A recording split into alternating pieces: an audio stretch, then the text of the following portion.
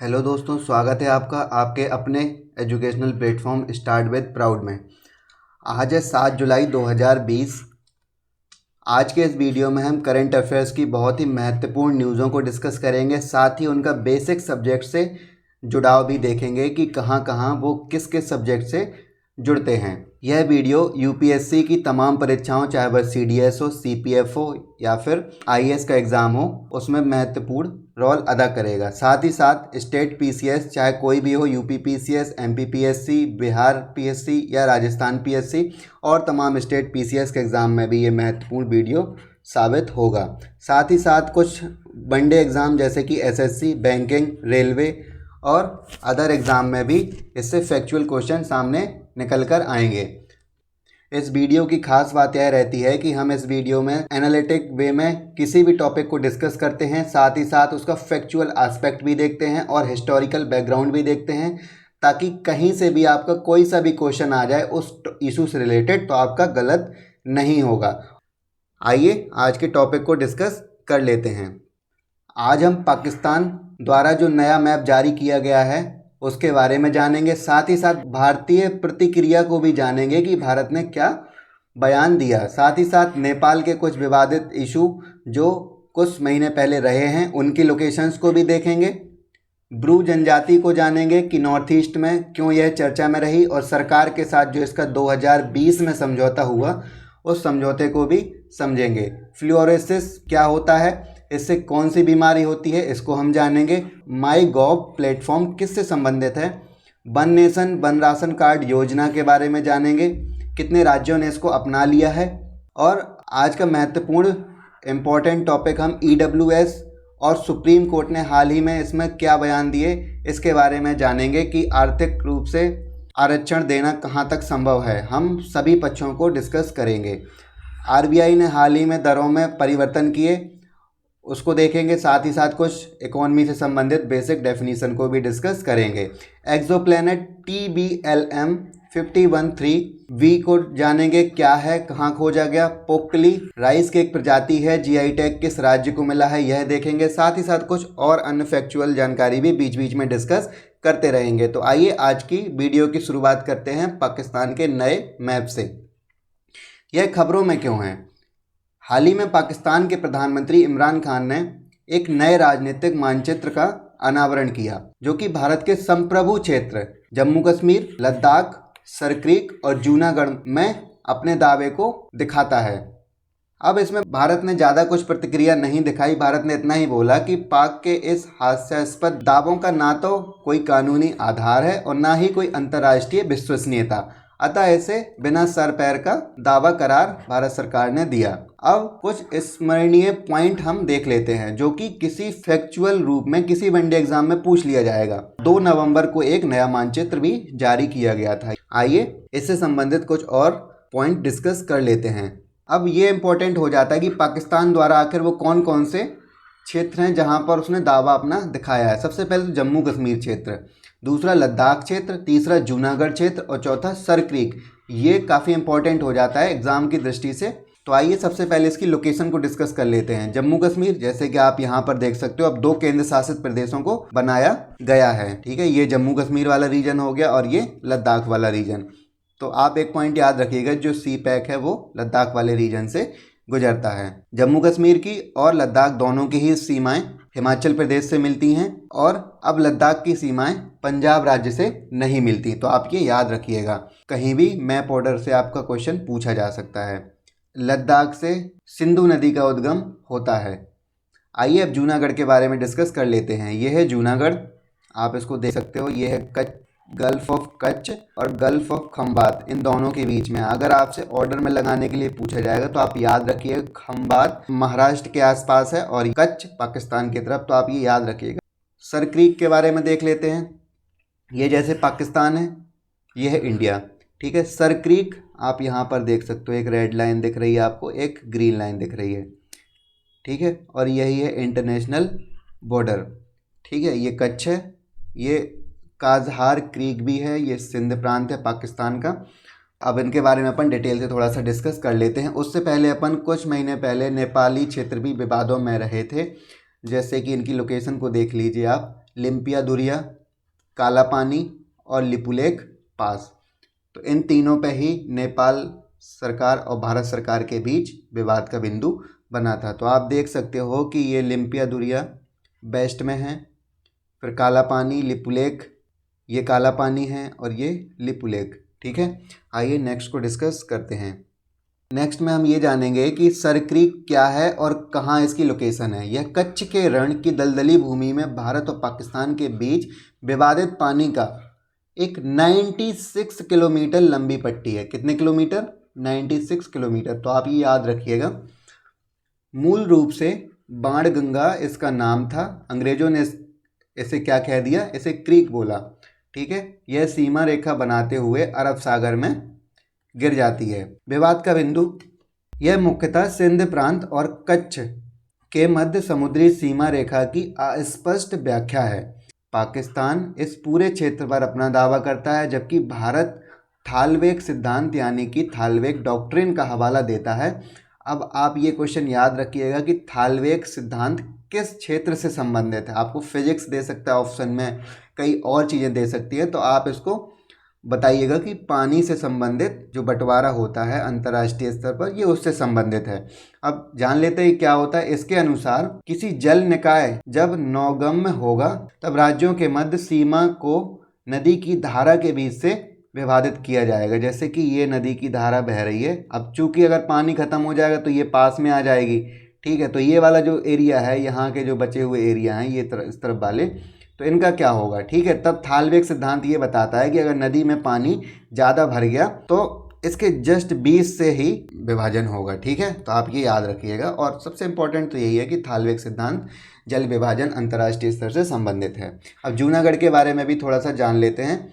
गुजरात के काठियावाड़ क्षेत्र का एक तटीय हिस्सा है। विभाजन के समय 1947 में भारत में शामिल होना चाहा इसने और जनमत संग्रह कराकर ही औपचारिक रूप इसे मिल सका। पाकिस्तान ने इसको नहीं माना और 1947 में सरदार पटेल या भारत सरकार के नेतृत्व में सेना को भेज दिया गया, जबकि 99% लोगों ने मतदान किया किसके पक्ष में?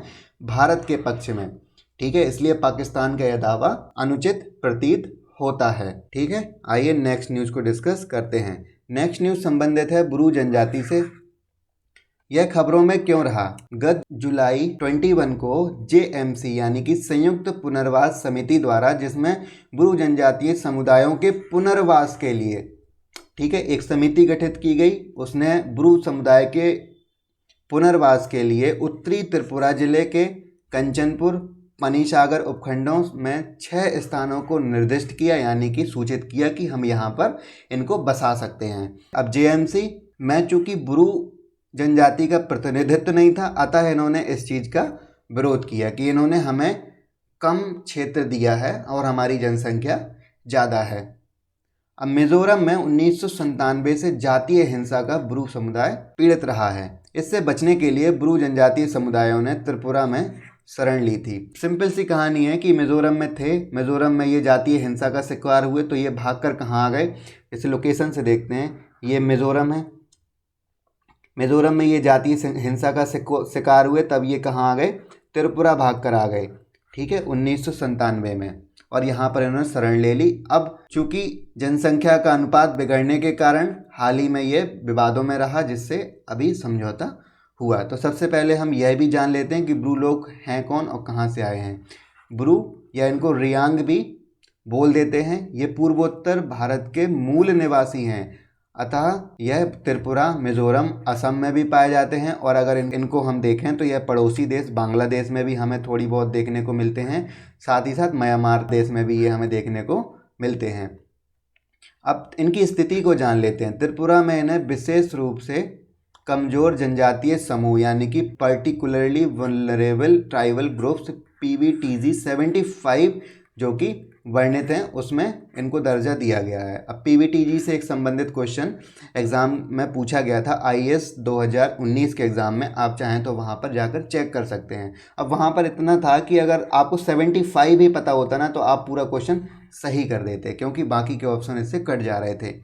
मिजोरम में ब्रू समुदाय को ST कैटेगरी में रखा गया है, शेड्यूल ट्राइब्स में रखा गया है। ठीक है, तो आप इसको याद रखिएगा। मिजोरम में मिजो समुदाय के लोग ब्रू जनजाति के लोगों को बाहरी अथवा विदेशी मानते हैं, जिस कारण ब्रू जनजाति को मिजोरम में जातीय हिंसा का शिकार होना पड़ा। आइए इससे संबंधित कुछ और न्यूज को डिस्कस कर लेते हैं। अभी हाल ही में 2020 में केंद्र सरकार के द्वारा ब्रू शरणार्थियों के लिए एक समझौता किया गया। अब इसमें कौन कौन सी पार्टी थी, हम सबसे पहले इसको डिस्कस कर लेते हैं। सबसे पहले तो केंद्र सरकार थी, त्रिपुरा की सरकार थी, मिजोरम की सरकार थी और ब्रू कम्युनिटी के लोग थे। तो ये चतुष्पक्षीय एक समझौता हो गया, मतलब कि 4 पक्ष इसमें शामिल थे। अब इसमें कहा क्या गया, इसमें कहा गया कि त्रिपुरा में शरणार्थियों के रूप में रह रहे ब्रू जनजातीय समुदायों को त्रिपुरा में ही बसने की अनुमति दे दी जाए, ऐसा इसमें कहा गया समझौते में।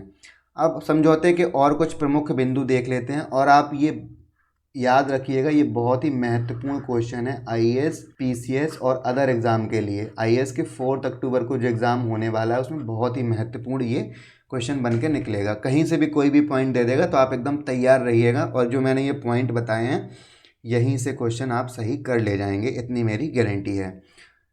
केंद्र सरकार द्वारा 600 करोड़ रुपए के पैकेज की घोषणा की गई। त्रिपुरा में बसने के लिए इन्हें ज़मीन दी जाएगी। प्रत्येक परिवार के लिए 4 लाख रुपए की राशि उनके बैंक खातों में जमा की जाएगी, लेकिन इस राशि को वह 2 साल के बाद ही निकाल सकेंगे। प्रत्येक विस्थापित परिवार को 40/3 वर्ग फुट का आवासीय खंड प्रदान किया जाएगा। तो अब डेटा तो इम्पोर्टेंट नहीं है, आप ये याद रखिएगा कि एक भूखंड दिया जाएगा इन्हें। प्रत्येक परिवार को 2 वर्ष तक प्रति माह 5,000 रुपये, तो ये याद रखिएगा प्रति माह है, ये हर महीने की नगद राशि दी जाएगी। प्रत्येक विस्थापित परिवार को 2 साल के लिए मुफ्त राशन और अपना घर बनाने के लिए 1.5 लाख रुपए की सहायता राशि दी जाएगी। तो आपने याद रखा, रिवीजन कर लेते हैं पॉइंट वाइज। 600 करोड़ रुपए का पैकेज, ज़मीन दी जाएगी, एक आवासीय भूखंड दिया जाएगा, 4 लाख रुपए की राशि उनके बैंक खातों में जमा होगी, जो कि 2 साल तक वो निकाल नहीं सकते, और प्रति माह 2 वर्ष तक प्रत्येक परिवार को 5,000 रुपये की नकदी दी जाएगी। प्रत्येक विस्थापित परिवार को 2 साल के लिए मुफ्त राशन, कितने साल के लिए, 2 साल के लिए मुफ्त में राशन मिलेगा, और अपना घर बनाने के लिए 1.5 लाख रुपए की सहायता दी जाएगी। तो आप ये बहुत ही महत्वपूर्ण है, आप इसको याद रखिए। और अगर आपको वीडियो पसंद आता है तो आप चैनल को लाइक, शेयर एंड सब्सक्राइब कीजिए, और बेल आइकन भी दबा दिया करिए ताकि आपको आने वाली नोटिफिकेशन मिलती रहे। तो ये आप इसकी लोकेशन को देख सकते हो, ये इंडिया का मैप है, और ये नॉर्थ ईस्ट, जिसमें 7 सिस्टर्स के नाम से राज्यों को जाना जाता है, और ये है मिज़ोरम, और ये है त्रिपुरा, ये बांग्लादेश, ये म्यांमार। ठीक है, आइए नेक्स्ट न्यूज़ को डिस्कस करते हैं। नेक्स्ट न्यूज़ संबंधित है फ्लोरोसिस से। ठीक है, यह खबरों में क्यों था? वैज्ञानिकों ने पीने के पानी में फ्लोराइड आयन का पता लगाने के लिए एक उपकरण मुक्त प्रौद्योगिकी को लॉन्च किया, और यह ज्ञान एवं प्रौद्योगिकी विभाग, भारत सरकार के एक स्वायत्त संस्थान institute of nano science and technology के वैज्ञानिकों ने इसे विकसित किया। अब यह काम किस प्रकार करता है? इस तकनीक में एक पशु पुल क्रोमोफोर शामिल है, जो फ्लोराइड आयन के संपर्क में आने के बाद अपना रंग चेंज करता है। तो हम समझ जाते हैं कि इसमें फ्लोराइड के आयन हैं, और हमें इस पानी से दूर रहना चाहिए। और इसकी पूरी प्रक्रिया आप यहाँ पर ये देख सकते हो, आप पॉज करके उसको देखिएगा। चलिए इससे संबंधित कुछ और जानकारी को हम डिस्कस कर लेते हैं। अब फ्लोरोसिस है क्या? यह एक प्रकार की बीमारी है। लंबे समय तक पीने के पानी, खाद्य उत्पादों, औद्योगिक प्रदूषण आदि के माध्यम से शरीर में फ्लोराइड की अधिक मात्रा पहुंचने के कारण यह बीमारी हो जाती है। इसमें फ्लोराइड की अधिक मात्रा शरीर के कठोर और नरम ऊतकों में जम जाती है, जिसके परिणाम स्वरूप क्या होता है? डेंटल फ्लोरोसिस हो सकता है, जैसे कि आप यहाँ पर देख सकते हो, कलर चेंज हो गया, यहाँ पे पीला पीला हो गया, आधा किसी और कलर का, आधा किसी और कलर का। और कंकाल फ्लोरोसिस हो सकता है, जैसे कि आप यहाँ पर देख सकते हो कि ये हड्डियाँ टेढ़ी मेढ़ी हो गई हैं इस बच्चे की। ठीक है, और नॉन स्केलेटन फ्लोरोसिस भी हो सकता है, यहाँ पर भी आप देख सकते हो कि ये टेढ़े पेढ़े पैर इनके हो गए हैं। तो हमें इससे बचना है, और बचा कैसे जा सकता है? शुद्ध पानी पीकर, जो कि WHO है, वर्ल्ड हेल्थ ऑर्गेनाइजेशन, के अनुसार पीने के पानी में फ्लोराइड की मात्रा 1.5 mg प्रति लीटर से अधिक नहीं होनी चाहिए, और यहाँ पर काफ़ी ज़्यादा हो गई है, इसलिए हमें ये परिणाम देखने को मिल रहे हैं। तो आप ये बीमारियां याद रखिएगा, ये पूछी जा सकती हैं। आइए नेक्स्ट न्यूज़ को डिस्कस कर लेते हैं। नेक्स्ट न्यूज़ संबंधित है एक प्लेटफॉर्म से जिसको माई गॉव प्लेटफॉर्म कहते हैं। यह खबरों में क्यों रहा? हाल ही में गोवा में इसको शुरू किया गया। इससे पहले भी 12 अन्य राज्य माई गॉव प्लेटफॉर्म लॉन्च कर चुके हैं। क्या है इसमें? माई गॉव प्लेटफॉर्म 2014 में लॉन्च किया गया था, आप इसको याद रखिएगा। भारत सरकार का एक नागरिक सहभागिता और लोगों के विचार जानने के लिए, यानी कि क्राउड सोर्सिंग क्या कहती है, शासन और नीति निर्धारण में नागरिकों की सक्रिय भागीदारिता को सुनिश्चित करने के लिए एक प्लेटफॉर्म 2014 में लाया गया, जिसको माई गॉव कहा गया। माई गॉव ने इंटरनेट, मोबाइल ऐप, SMS आदि प्रणालियों का उपयोग करते हुए चर्चा, कार्य, नवाचार, चुनौतियों, जनमत संग्रह, सर्वेक्षण, ब्लॉग, वार्ता, क्विज आदि विभिन्न तरीकों को अपनाया है ताकि लोगों के साथ बाकायदा भागीदारी सुनिश्चित की जा सके। आइए नेक्स्ट न्यूज़ को डिस्कस कर लेते हैं।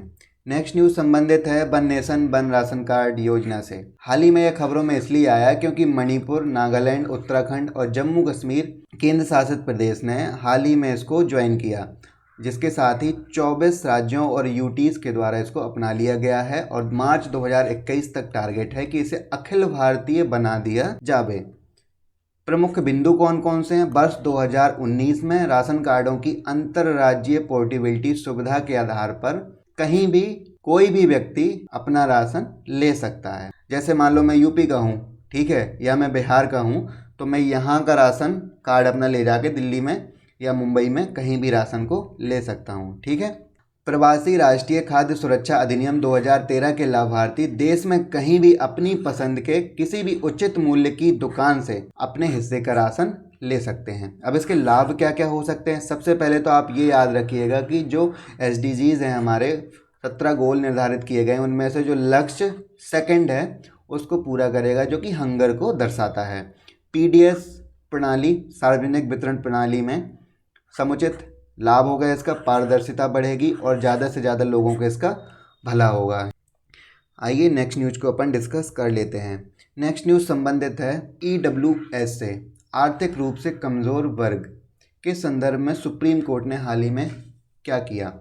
यह खबरों में इसलिए रहा क्योंकि हाल ही में सुप्रीम कोर्ट ने EWS के लिए नौकरियों और शिक्षण संस्थाओं में दाखिले में 10% आरक्षण की व्यवस्था करने वाले संविधान संशोधन को चुनौती देने वाली याचिकाओं को 5 न्यायाधीशों की संविधान पीठ के पास स्थानांतरित कर दिया। इन शॉर्ट समझें, EWS को चुनौती दी गई, ठीक है, जिसमें सुप्रीम कोर्ट ने 5 सदस्यीय न्यायाधीशों की एक पीठ गठित की और बोला कि आप इसमें चेक करिए, कहीं ऐसा तो नहीं कि कोई वायोलेशन हो रहा हो, ठीक है। दायर याचिकाओं में 103वें संविधान संशोधन अधिनियम जो 2019 की संवैधानिक वैधता को चुनौती दी गई। धातव्य है कि इसी संविधान संशोधन के माध्यम से भारतीय संविधान के अनुच्छेद 15 और 16 के खंड में इसे शामिल किया गया था। अब इसमें 3 चीज़ें इंपॉर्टेंट हो गई। अपन को ना एग्ज़ाम की दृष्टिकोण से इसको देखना है, कोई बायसनेस के हिसाब से नहीं देखना है। तो 15 आर्टिकल और 16 आर्टिकल और 103 को आप याद रखिएगा। ये फैक्चुअल एग्ज़ाम में पूछा जा सकता है कि 103 किससे संबंधित है, तो आपको बताना पड़ेगा कि EWS से संबंधित है। आइए कुछ और जानकारी ले लेते हैं। अब अपन एग्ज़ाम की दृष्टिकोण से पढ़ रहे हैं तो अपन तीनों के पक्ष जान लेते हैं। सबसे पहले याचिकाकर्ता का पक्ष क्या है? मूल ढांचे में ये बदलाव की बात करते हैं। इन्होंने कहा कि मूल ढांचे को बदल दिया गया है। कैसे? अभी अपन डिस्कस करेंगे। यह संविधान संशोधन वर्ष 1992 में इंदिरा साहनी बनाम भारत संघ मामले में सर्वोच्च न्यायालय द्वारा दिए गए निर्णय के विपरीत है, जिसमें कहा गया था कि रिजर्वेशन 50% से ज़्यादा नहीं होना चाहिए, जिसमें न्यायालय ने स्पष्ट तौर पर कहा था कि पिछड़े वर्गों का निर्धारण केवल आर्थिक कसौटी के संदर्भ में नहीं किया जा सकता। ठीक है, मतलब जब OBC को रिजर्वेशन दिया गया था तो उन्होंने कहा था कि आर्थिक कसौटी में हमें नहीं देखना है, हमें ये भी देखना है कि और कौन कौन से आयाम हैं जिनके आधार पर रिजर्वेशन को दिया जाए। नेक्स्ट, न्यायालय द्वारा लागू की गई 50% की सीमा का उल्लंघन ये करता है, याचिकाकर्ताओं का ऐसा मानना है। क्योंकि अभी SC, ST और OBC वर्ग को पहले से ही 15%, 7.5% और 27% का आरक्षण दिया जा चुका है। जैसे कि आप यहाँ पर देख सकते हो इस फिगर में SC, ST को 22.5, OBC को 27 और EWS को 10% और बाकी खुला छोड़ा गया है ताकि सबको ही इसमें लाया जा सके। अब अपन जान लेते हैं कि इसमें सरकार का पक्ष क्या है, सरकार आखिर ये बिल लेकर क्यों आई थी। सरकार का मानना था कि EWS के सामाजिक उत्थान के लिए आरक्षण की व्यवस्था करना आवश्यक है। EWS के लिए आरक्षण का उद्देश्य लगभग 200 मिलियन लोगों का उत्थान करना था जो अभी भी गरीबी रेखा के नीचे रह रहे हैं। ठीक है, तो ऐसा नहीं है कि SC या ST या OBC में ही पुअर लोग रहते हैं। कई बार मान लो ये जनरल की श्रेणी है तो यहाँ इसके नीचे ये वाले जो लोग हैं ये अभी भी काफ़ी बुरी स्थिति में रहते हैं, तो इनको भी आवश्यकता है, ऐसा सरकार ने बोला। अब अपन ने याचिकाकर्ताओं का पक्ष जान लिया, सरकार का पक्ष जान लिया। अब अपन सुप्रीम कोर्ट को भी थोड़ा सा सुन लेते हैं। पहले 103 कॉन्स्टिट्यूशन अमेंडमेंट एक्ट को रद्द करने से मना कर दिया इन्होंने कहा कि सही है, हम कोई हस्तक्षेप नहीं करेंगे। बाद में आर्थिक पिछड़ापन, सरकारी नौकरियों और शैक्षणिक संस्थाओं में आरक्षण देने के लिए एकमात्र मानदंड नहीं हो सकता या हो सकता है, यह हम बाद में तय करेंगे, ऐसा मतलब कि सुप्रीम कोर्ट ने उस टाइम पर बोला था। संविधान के अनुच्छेद 145(3), आप ये आर्टिकल याद रखना, काफ़ी इंपॉर्टेंट हो जाते हैं, और सर्वोच्च न्यायालय नियम 2013 के आदेश से स्पष्ट है कि जिन मामलों में कानून की व्याख्या संबंधी प्रश्न शामिल होते हैं उन्हें संवैधानिक प्रावधानों की व्याख्या के द्वारा संविधान पीठ के द्वारा सुना जाना चाहिए। अभी जो ये दो चीज़ें हैं ना, 145 आर्टिकल और 2013 के नियम, इसी के आधार पर अभी हाल ही में याचिकाकर्ताओं की अपील को सुना गया और उन्होंने इसमें बात करने के लिए एक 5 सदस्यीय संविधान पीठ गठित की। अब आइए अपन आर्टिकल 15 को भी देख लेते हैं और आर्टिकल 16 को भी, ताकि एग्ज़ाम में आ जाए तो अपन कैसे जवाब इसको देंगे। अब आर्टिकल 15(6) राज्य को खंड 4 और खंड 5 में उल्लिखित लोगों को छोड़कर अनुच्छेद 30 अल्पसंख्यक शिक्षण संस्थान इसमें शामिल नहीं है। ठीक है, इनके लिए राज्य क्या कर सकता है, व्यवस्था कर सकता है। इसमें कहा गया है कि देश के सभी आर्थिक रूप से कमज़ोर वर्गों के लोगों की उन्नति के लिए विशेष प्रावधान बनाने और शिक्षण संस्थाओं, चाहे वो अनुदानित हो या गैर अनुदानित हो, में उनके प्रवेश हेतु एक विशेष प्रावधान बनाने का अधिकार संविधान के द्वारा दिया गया है। 15 में अधिकार दिया गया है शिक्षण संस्थाओं में। सेकंड, संविधान का अनुच्छेद 16 राज्य को यह अधिकार देता है कि वह खंड 4 में उल्लिखित वर्गों को छोड़कर, ठीक है, खंड 4 इसका जो है उसमें उल्लिखित वर्गों को छोड़कर देश के सभी आर्थिक रूप से कमज़ोर वर्गों के लोगों के पक्ष में नियुक्तियों या पदों के आरक्षण का प्रावधान कर सकते हैं, तो सभी के लिए। ठीक है, यहाँ पर एक पॉइंट निकल के आता है याचिकाकर्ताओं के द्वारा, उन्होंने कहा कि अगर आर्थिक रूप से रिजर्वेशन जब जनरल वालों को दिया जा रहा है तो फिर बाकी कम्युनिटी में भी आर्थिक रूप से पिछड़े लोग रहते हैं। तो आप इस रिजर्वेशन के संबंध में क्या राय है, आप कमेंट बॉक्स में मर्यादा के साथ अपने पॉइंट ऑफ व्यू डिस्कस कर सकते हैं। आपको क्या लगता है कि time to revisit the need of reservation, क्या हमें रिजर्वेशन में सुधार करने की ज़रूरत है, यह आपका क्या मानना है, आप कमेंट बॉक्स में इसका आंसर दे सकते हो। आइए नेक्स्ट न्यूज़ को डिस्कस कर लेते हैं। नेक्स्ट न्यूज़ संबंधित है RBI और उससे संबंधित दरों से। ठीक है, सबसे पहले हम डेफिनेशन को देख लेते हैं ताकि ये काफ़ी आसान हो जाए आपको समझने के लिए। रेपो रेट क्या होता है, बैंक केंद्रीय बैंक से इसमें उधार लेते हैं। रिवर्स रेपो रेट, केंद्रीय बैंक बैंकों से उधार लेते हैं। जब दिन भर के कामकाज के बाद बैंकों के पास पैसे बच जाते हैं तो वो रिजर्व बैंक में जमा कर देते हैं ताकि उनको कुछ ब्याज मिल जाए। CRR क्या होता है, इसे RBI के पास जमा कराना होता है ताकि तरलता बनी रहे, कहीं ऐसा ना हो कि बैंक दिवालिया हो जाएं और लोगों के पैसे डूब जाएं। तो इस पैसे के द्वारा जिनके पैसे जमा हैं हम उनको पैसे वापस कर सकें।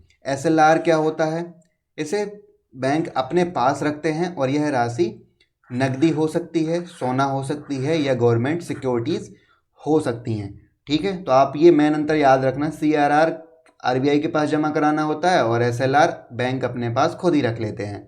ठीक है, दोनों का उद्देश्य यही है कि तरलता बनी रहे और संकट के समय पे पैसों को चुकाया जा सके। अपन इसके बारे में किसी और दिन बहुत डिटेल से डिस्कस कर लेंगे, अभी आप इतना ही समझ लीजिए। अब रेपो रेट, ये न्यूज़ में इसलिए आया क्योंकि रेपो रेट को अभी कम किया गया। रेपो रेट कम होने से लोगों को कैसे फ़ायदा होगा, अब आप ही सोचिए कैसे फ़ायदा होगा। रेपो रेट क्या है, बैंक केंद्रीय बैंक से उधार लेते हैं। अब जब केंद्रीय दर कम हो गई है तो बैंक ज़्यादा पैसा ले सकेंगे, ठीक है, उनको मतलब कि ब्याज कम चुकाना पड़ेगा, तो बैंकों के पास ज़्यादा पैसे आएंगे तो बैंक किसको पैसा देंगे, लोगों को ज़्यादा लोन दे सकेंगे, ठीक है, चाहे वो घर के लिए लोन दें या दुकान के लिए दें या पर्सनल लोन दें या कार के लिए लोन दें, तो ज़्यादा से ज़्यादा इकोनॉमिक एक्टिविटीज़ को इससे क्या होता है, बढ़ावा मिलता है, ठीक है। अब भारतीय रिजर्व बैंक को एक हम दृष्टि में देख लेते हैं। भारतीय रिजर्व बैंक भारत का केंद्रीय बैंक है, यह भारत के सभी बैंकों का संचालन करता है। आरबीआई की स्थापना 1934 आरबीआई एक्ट के अनुसार हुई थी, लेकिन कब, 1 अप्रैल 1935 में। प्रारंभ में इसका केंद्रीय कार्यालय कलकत्ता में था, लेकिन 1937 में यह कहाँ आ गया, मुंबई में। 2 साल बाद ही मुंबई में आ गया, तो आप इसको याद रखिएगा। पहले यह एक निजी बैंक हुआ करता था, किंतु सन 1949 में भारत सरकार का उपक्रम बन गया। जैसे भारतीय रिजर्व बैंक को भारतीय रिजर्व बैंक अधिनियम 1934 के तहत अनिवार्य रूप से मौद्रिक नीति का संचालन करने की जिम्मेदारी सौंपी गई है। आप ये वर्तमान दरों को देख सकते हो कौन कितनी है, और बैंक दर ये होती है कि जो बैंक निर्धारित करता है। जैसे हम उनसे लोन लेने जाएंगे ना, तो वो कहेंगे भाई बैंक की इतनी दर चल रही है, आपको इसके हिसाब से पैसे मिलेंगे। तो आइए नेक्स्ट न्यूज़ को डिस्कस कर लेते हैं। नेक्स्ट न्यूज़ संबंधित है एक्सोप्लैनेट TBLM 51-3B। हाल ही में इसकी खोज हुई।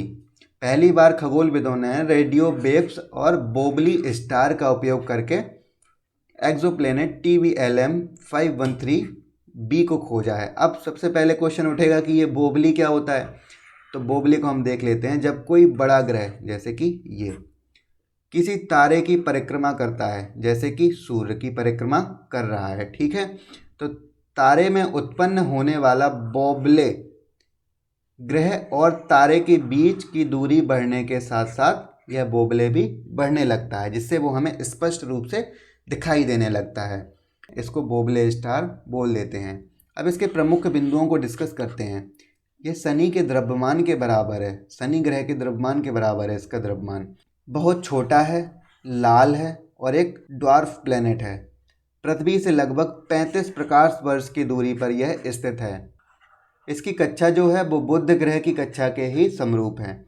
यह खोज बैरी लॉन्ग बेसलाइन एरे का उपयोग करके इसकी खोज की गई है। एस्ट्रोमेट्रिक तकनीक का प्रयोग आमतौर पर तारों से दूर की कक्षाओं में बृहस्पति जैसे ग्रहों का पता लगाने के लिए किया गया है। तो आप इसको, ये फिगर को भी देख सकते हो। आइए नेक्स्ट न्यूज़ को अपन डिस्कस कर लेते हैं। नेक्स्ट न्यूज़ संबंधित है पोकली राइस की एक प्रजाति है उससे। चावल की पोकली प्रजाति जो है वो खारे जल के प्रतिरोध के लिए जानी जाती है और केरल में उगाई जाती है, और केरल को ही इसका क्या मिला हुआ है, GI टैग। अब ये न्यूज़ में इसलिए आया क्योंकि हाल ही में जो चक्रवात आए थे पश्चिम बंगाल में, ठीक है, उसके बाद वहाँ की धान की खेती नष्ट हुई। उसके बाद दोबारा रोपिंग की बात आई तो फिर उन्होंने क्या किया, ये पोकली धान को लगाने के लिए प्रयास किया, जिसके कारण केरल ने इसका विरोध किया। इसलिए ये इम्पोर्टेंट है। तो आप ये लोकेशन ही याद रखना है कि केरल में होती है और केरल को ही GI टैग मिला है। पोकली अपने विशिष्ट स्वाद और प्रोटीन की उच्च मात्रा के लिए प्रसिद्ध है, ठीक है, और ये इसको डिफरेंस इसलिए बना देती है क्योंकि ये सॉल्ट वाटर का प्रतिरोध करके भी उग सकती है। पोटेंशियल टू सर्वाइव फ्लड्स के एरिया में भी उगाई जा सकती है, जैसे कि पश्चिम बंगाल अभी अपन ने डिस्कस किया, ठीक है। सैलिनिटी रिमूव्ड बाई रेन, और जो सैलिनिटी होती है उसको ये दूर भी कर सकती है। तो ये थी हमारी आज की डिस्कशन, और अगर आपको वीडियो पसंद आता है तो आप चैनल को लाइक शेयर एंड सब्सक्राइब कीजिए। और आप एक चीज़ ये मत देखा करिए कि व्यूअर्स इसमें बहुत कम है वीडियो में, तो ये वीडियो अच्छा नहीं होगा, या कहीं 1-2 लाख व्यूअर्स हो गए हैं तो वो वीडियो काफ़ी अच्छा होगा। अगर आप ये सब देखोगे तो फिर काम कैसे चलेगा। हो सकता है कि कम व्यूअर्स वाला ज़्यादा अच्छी क्वालिटी दे रहा हो और उसकी पहुंच अभी ज़्यादा लोगों तक नहीं हो। और इसी के साथ वीडियो की समाप्ति करते हैं। और आपका बहुत बहुत धन्यवाद चैनल पर विश्वास दिखाने के लिए।